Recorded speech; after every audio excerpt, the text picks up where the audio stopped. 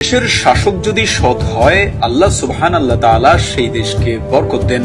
হুমায়ুন আহমেদ দেয়ালে লিখেছিলেন, জিয়াউর রহমানের সময় কোনো বন্যা হয় নাই, ঝড় বৃষ্টি হয় নাই, প্রচুর ধান হয়েছিল।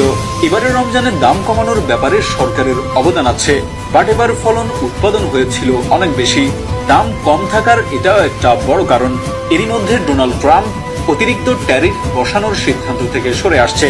আপাতত আগামী 3 মাস কোনো ট্যারিফ বসবে না। ডক্টর মোহাম্মদ ইউনূস চিঠিতেও এই সময়টাই চেয়েছিলেন, যে আপাতত 3 মাসের জন্য কনসিডার করার জন্য। যাই হোক, হয়তো ইউনূসের চিঠি পৌঁছানোর আগেই ডোনাল্ড ট্রাম্প নিজে থেকেই সিদ্ধান্ত থেকে সরে আসলো। এটাকে নিশ্চয়ই আমি আল্লাহ সুবহানাল্লাহ তাআলার একটা রহমতি বলবো। আপাতত 3 মাসের একটা রিলিফ পাওয়া গেল। এদেশের পোশাক শিল্পের উপর লাখ লাখ মানুষের জীবিকা নির্ভর করে। মানুষ এখানে কর্ম করে খাচ্ছে, বাচ্চাদের লেখাপড়া করাচ্ছে। এই মানুষগুলোর উপর যে আপাতত নতুন কোনো খড়ক আসতেছে না, এতেই আমরা খুশি। আল্লাহ সুবহানাল্লাহ তাআলা আমাদের দেশটাকে রহমতের চাদরে আবৃত করুন, যেমন করেছিলেন আরেক সৎ স্টেটসম্যান জিয়াউর রহমানের সময়টাতে।